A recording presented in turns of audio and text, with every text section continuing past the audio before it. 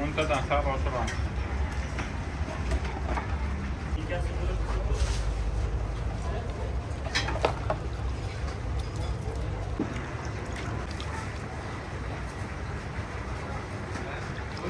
Ben kurtar abi hiç geceden kurtar. Bekle. Hoca o da. Ben de evde böyle açık oğlum. Ne olsun?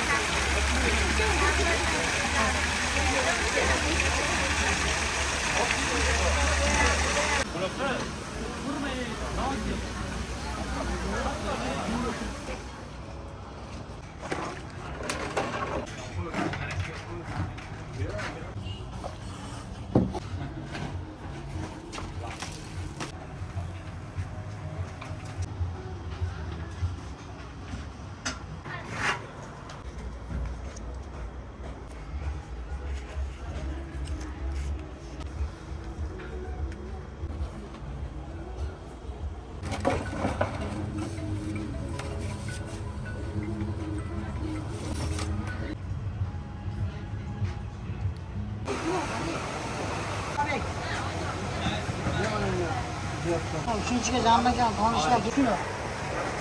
Bir hale gelir mi? Bakın bir oraya da. Ananca. Bak size yemeğe de olmuş gene bak. Peki kaç kadar? Hangi kadar yaptın? Sanmıyorum sen yaparsın. Apo çok oldu.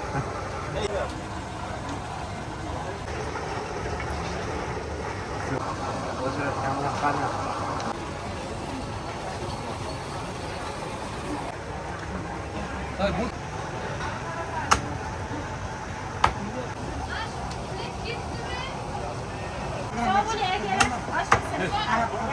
Kaşalarından çıkıyorsan üstünden vuracağız. Çocuğa kaç kadar götür kalma. Yok, sana geçene. Kaç et yani? İnsan. Baş doğru kişileri de.